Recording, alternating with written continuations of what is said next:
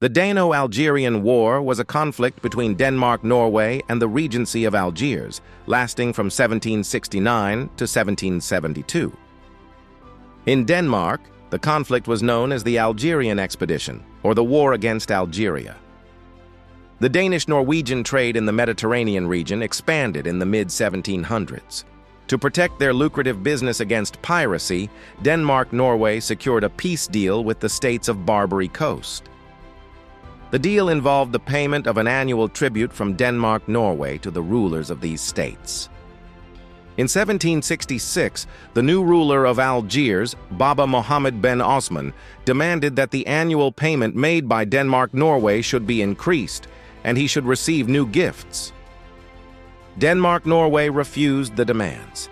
Because of that, Algerian pirates hijacked 3 Danish-Norwegian ships and sold the crew into slavery.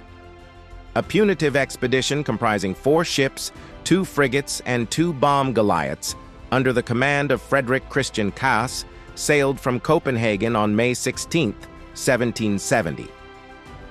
They threatened to bombard the Algerian capital if the Algerians did not agree to a new peace deal on Danish terms. The threat did not intimidate Algiers, and the Danish-Norwegian bombardment ended in failure, as a large part of the crew fell seriously ill because of an outbreak of typhoid. The ships could not withstand the Algerian heavy mortar attacks, which damaged their hulls.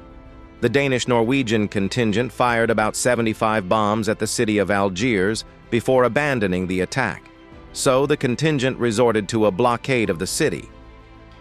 The merchant and hospital ship defiance was present with the Danish squadron in the Mediterranean from 1770 to 1771.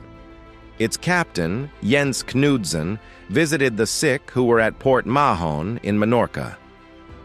In 1772, a delegation went to Algiers, and after 5 days of negotiations, a new peace deal was concluded in which Algiers was well paid.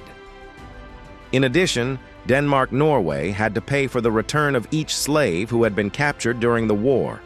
Danish and Norwegian slaves, who were sold to private slave owners, had to negotiate the price of their freedom. To the Algerians, the war was a victory. They asked their enemies to pay and settle the amount of war expenses and losses, which were estimated at about 62 million francs, along with the concession of 40 iron cannons, 4 bronze cannons, 500 quintals of gunpowder, and 50 large sails, and what is required for them in terms of ropes and wood for making ships. To Denmark and Norway today, the war played a minor role in their history and is mostly forgotten. Subscribe to learn more about historical events. Thank you.